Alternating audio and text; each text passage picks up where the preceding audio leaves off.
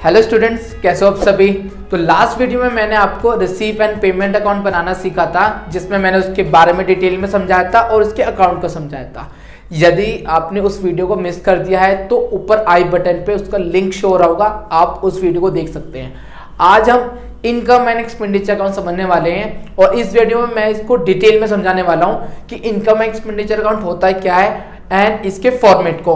और trust me, इस तरीके से फॉर्मेट समझाने वाला हूं कि आप इस एक छोटी सी वीडियो को देख के आप इनकम एंड एक्सपेंडिचर अकाउंट का जो बैलेंस जो होगा वो एक्यूरेट निकालेंगे। सबसे बड़ी गलती क्या होती है इस अकाउंट को बनाने में, इसका जो बैलेंस जो होता है, ठीक है, उसका बैलेंस निकालने में थोड़ी सी दिक्कत करते हैं स्टूडेंट। तो वो आज क्लियर हो जाएगा इस वीडियो में। तो चलिए बिना टाइम वेस्ट करे स्टार्ट करते हैं वीडियो को। चलिए फॉर्मेट यहाँ पे स्क्रीन पे मैंने यहाँ पे बोर्ड पे ड्रॉ कर दिया है, आप देख सकते हैं इनकम एंड एक्सपेंडिचर का फॉर्मेट। ठीक है, तो ऊपर क्या है, income and expenditure account for the year ended, जिस ईयर के लिए हम बना रहे हैं, ये हमारा फॉर्मेट रहने वाला है। तो देखिए इनकम एंड एक्सपेंडिचर अकाउंट कौन सा होता है, ये सेम टू सेम हमारा नॉमिनल अकाउंट होता है। नॉमिनल अकाउंट होता है जैसे कि हमने P&L अकाउंट बनाना सीखा था। सो आपने 11th क्लास में P&L अकाउंट बनाया था। तो P&L अकाउंट का क्या कॉन्सेप्ट रहता था, इसका मतलब क्या होता है नॉमिनल अकाउंट, कि इस अकाउंट में हम किन चीजों को डेबिट करेंगे, जो लॉसेस होंगे एंड जो हमारे एक्सपेंस होंगे हम उन्हें डेबिट साइड लिखेंगे, एंड जो हमारी इनकम होंगी, जो हमारे गेन होंगे, वो हम क्रेडिट साइड लिखेंगे। तो इस अकाउंट का मेन कॉन्सेप्ट तो ये होता है, इसे नॉमिनल अकाउंट की तरह बनाया जाता है। आपको डेबिट साइड सारे खर्चे लिखने हैं एंड यहाँ पर सारी इनकम। अभी कहाँ से लिखना है, आपको रिसीव एंड पेमेंट अकाउंट मिलेगा क्वेश्चन में। रिसीव एंड पेमेंट अकाउंट में आपको पता है एक तरफ डेबिट साइड ऑफ रिसीप्ट होती है and credit side of payment होती है। आपको जो रिसीप्ट साइड होंगी, ठीक है, जो डेबिट साइड रिसीप्ट साइड है, उसमें से आपको जो भी करंट ईयर से रिलेटेड होगा, करंट ईयर से, ठीक है ना। यहाँ पे कुछ इंपॉर्टेंट बातें बता रहा हूं मैं कि किस बेस पर हमें बनाना है। अगर आपने ये सारी बातें जान ली, जो जो चीजें मैं बताने वाला हूं, तो ये अकाउंट बहुत इजी है बनाने आपके लिए। तो एक तो आपको करंट अकाउंट ध्यान में रखना है और दूसरा एक्रूअल बेसिस पर। अब एक्रूअल बेसिस आपको पता ही है कि अगर चाहे रिसीव हो या ना हो, अगर वो उससे रिलेटेड है, ठीक है ना, जैसे कि कोई रेंट है हमने पे नहीं करा, आउटस्टैंडिंग रह गया, सो वो अगर करंट ईयर में ऐड होगा, चाहे हमने पे कराओ ना कराओ, तो एक्रूअल बेसिस हमारा ये होने वाला है। तो यहाँ पर चाहे रिसीव हो या ना हो, ठीक है ना, वो हमें शो करना पड़ेगा। रिसीव एंड पेमेंट अकाउंट में क्या होता था, रिसीव हुआ है तो रिसीव साइड लिखना है, हमें पेमेंट हुआ तो पेमेंट साइड लिखना है। लेकिन कुछ टर्म्स ऐसे होते हैं, कुछ आइटम्स ऐसे होते हैं जो हमें एक्चुअल में रिसीव नहीं होते हैं, या जो पेमेंट नहीं हुए होते हैं, जो हमारे आउटस्टैंडिंग रह जाते हैं, या प्रीपेड रह जाते हैं, या एडवांस हो जाते हैं, ठीक है ना, या एक्रूड रह जाते हैं। तो सारी चीजें क्या रहेंगी, इसके अंदर आनी है। तो यही थोड़ा सा डिफरेंस होता है रिसीव एंड पेमेंट अकाउंट में, कि इसमें वो चीजें भी आती है जो रिसीव एंड पेमेंट अकाउंट में नहीं आई हो। ठीक है, फर्स्ट चीज ये रहेगी। एंड दूसरा क्या रहने वाला है, इस अकाउंट में आप सिर्फ पर्टिकुलर करंट ईयर के ही चीजें लिखेंगे।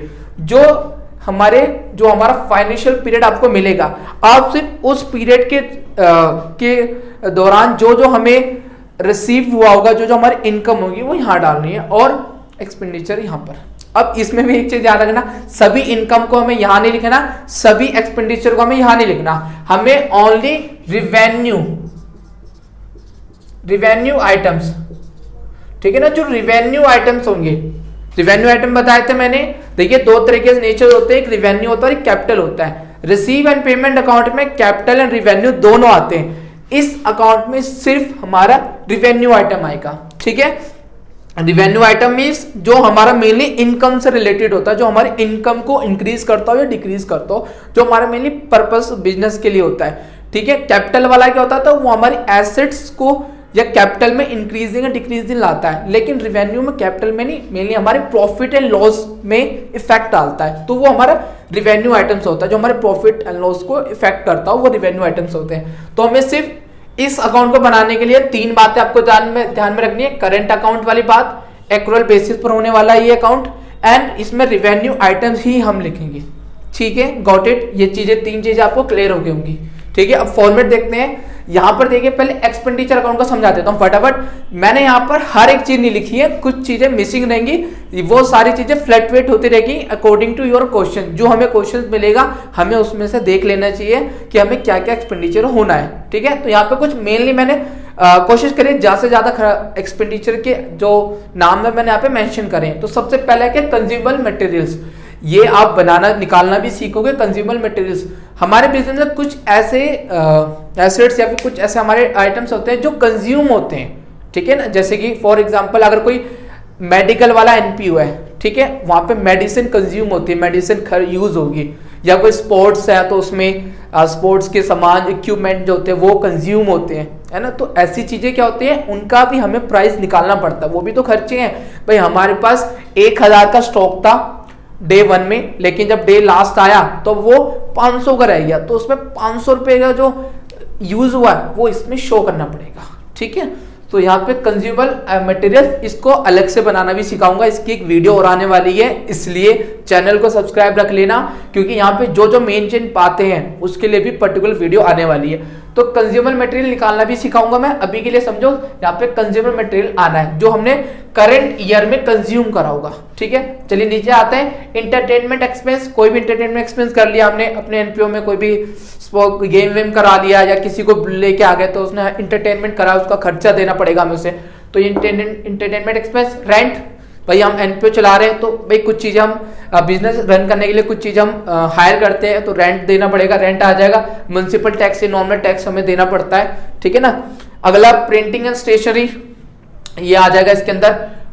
अब होनरेरियम क्या होता है, ये ऐसे समझो सैलरी है एक तरीके से, बट क्या होता है ये सैलरी जो होता है ना एक पर्टिकुलर हमें देनी पड़ती है एक फिक्स एम्प्लॉय के ऊपर। ये हमारा कोई फिक्स एम्प्लॉय नहीं होता, एक स्पेसिफिक सर्विस के लिए हम चार्ज देते हैं। कोई अगर प्लम्बर वगैरह आ गया या नॉर्मल जो हमारे यहाँ पे कुछ ठीक करके, इलेक्ट्रिशियन आया ठीक करके चला गया, अब टू इलेक्ट्रिशियन अच्छा नहीं लगता है ना, तो होरेनेरियम में वो सारी चीजें आ जाती है। एक स्पेसिफिक टास्क के लिए हमने किसी को हायर करा था और उसको पेमेंट करी, तो होरेनेरियम हमारा आ गया, ठीक है। अब कीप ऑफ लोन्स, हमारे जो लोन्स गार्डन वगैरह उसके गार्डनर को पैसा देना, ये आ जाए भाई, बहुत बड़े बड़े गार्डन रखने पड़ते हैं ना। ऑडिट फीस, ठीक है, सिंपल सी बात है भाई। यहाँ पे ट्रेडिंग P&L अकाउंट तो है नहीं भाई, प्रॉफिट लॉस के लिए हमें कोई सीए वगैरह तो रखना नहीं पड़ता है, बस नॉर्मल में ऑडिट करना पड़ता है, चीजें भाई बना के दिखाना। रिसीव एंड पेमेंट अकाउंट बनाने के लिए, इनकम एक्सपेंडिचर अकाउंट निकालने के लिए एक बंदा हम बिठाते हैं, ठीक है ना। तो उसकी एक फीस हो गई। Expense paid on specific show, specific show मतलब अगर हमने कोई शो वगैरह करा है भाई, एनपीओ तो आप बेसिकली रिलीजियंस कोई शो हो सकता है, ठीक है ना।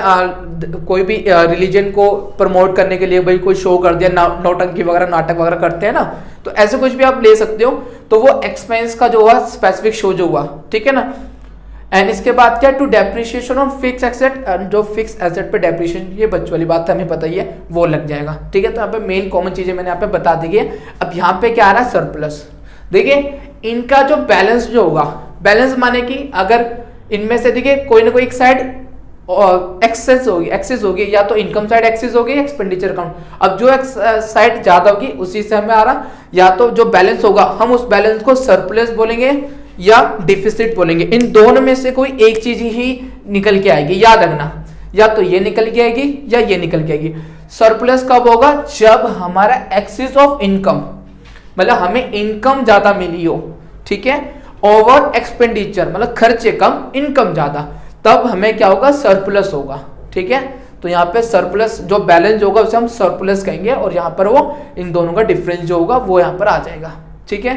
तो ये हमारी एक्सपेंडिचर साइड सॉल्व हो गई।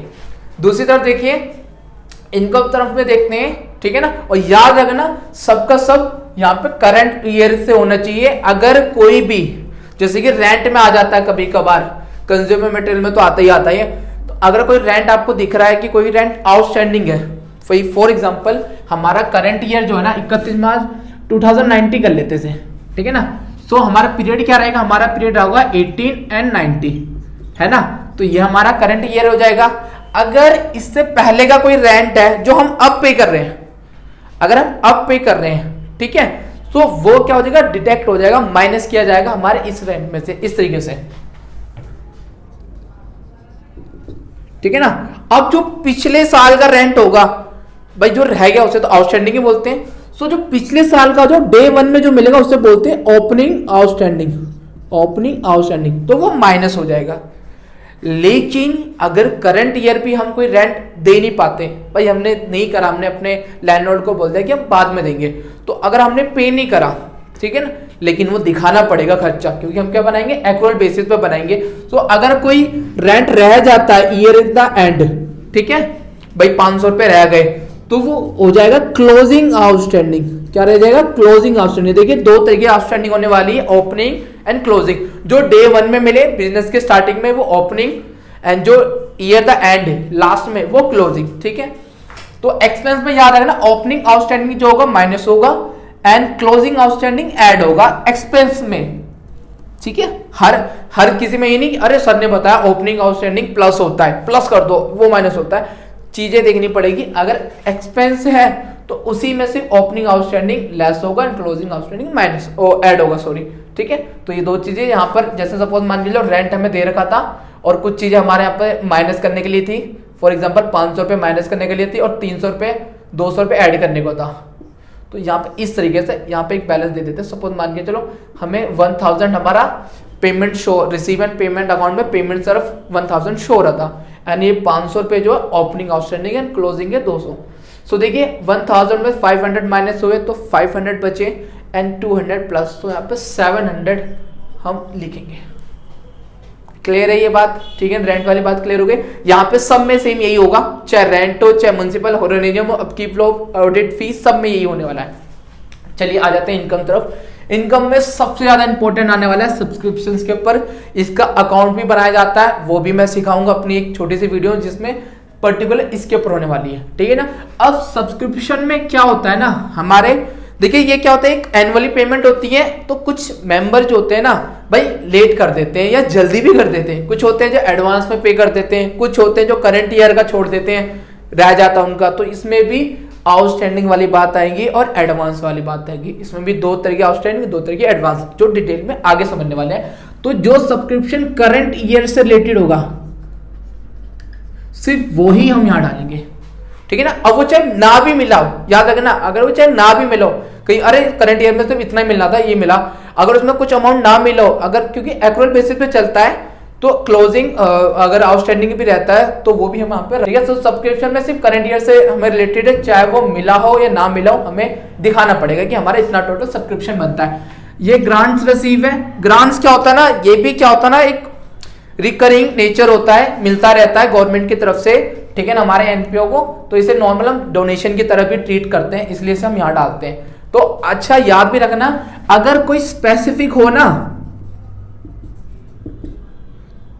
तो वो मत लिखना।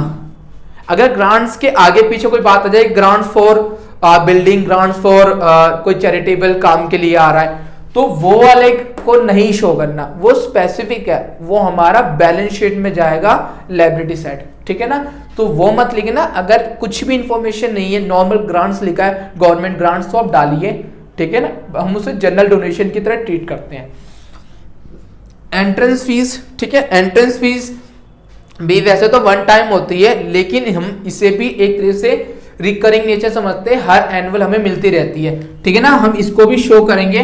अगर एंट्रेंस फी के लिए कभी बार कुछ क्वेश्चन में स्पेसिफिक एडिशनल इंफॉर्मेशन होती है कि इसे कैपिटलाइजेशन करना है, तो आप उसी की तरह बैलेंस शीट में डालेंगे। अगर कैपिटलाइजेशन लिखा होता, कुछ नहीं लिखा होता, तो नॉर्मल इसके अंदर डाल देना है इनकम तरफ में। जनरल डोनेशन है, स्पेसिफिक डोनेशन होगा तो मत लिखना, जनरल डोनेशन आएगा। डिविडेंड आसान है, interest on deposit, profit on sale of fix asset. इसको समझिए, अगर कोई फिक्स एसेट हमने सेल करा है, ठीक है ना, जो सेल करा उसका प्राइस नहीं आएगा, उस पर होने वाला प्रॉफिट यहाँ पर आएगा। इसी तरह लॉस भी आ सकता है, यहाँ पे आ रहा है ना, loss on sale of fix asset भी इधर आता है, ठीक है ना। उसका प्राइस मत डालना, उसका लॉस प्रॉफिट ही आता है इसके अंदर, P&L अकाउंट की तरह। ये same to same. Locker rent, हमने लॉकर दे रखा था, हायर कर रहा था, किसी ने हायर करा था, तो उसका रेंट मिलना। हॉल रेंट हो गया। डिफिसिट, वही अगर ये साइड जाता तो इसका आंसर आएगा deficit, excess expenditure over income, ठीक है ना। सो ये था हमारा पूरा इनकम एक्सपेंडिचर अकाउंट। मुझे उम्मीद है अच्छे से आपको समझ में आ गया होगा। मैं थोड़ा साइड हट जाता हूँ, आप देख लीजिए, पूरा स्क्रीनशॉट ले सकते हो आप इसका, ठीक है। तो स्क्रीनशॉट ले लेना आप इसका। तो चलिए इस वीडियो को एंड करते हैं। नेक्स्ट वीडियो में जो जिस चीज़ का मैंने आपको वादा करा है उसकी वीडियो आने वाली है, तो इसलिए चैनल को सब्सक्राइब कर लेना एंड अपने सभी दोस्तों को ये शेयर करना, ठीक है। तो मिलते हैं स्टूडेंट नेक्स्ट वीडियो में। Bye bye, take care.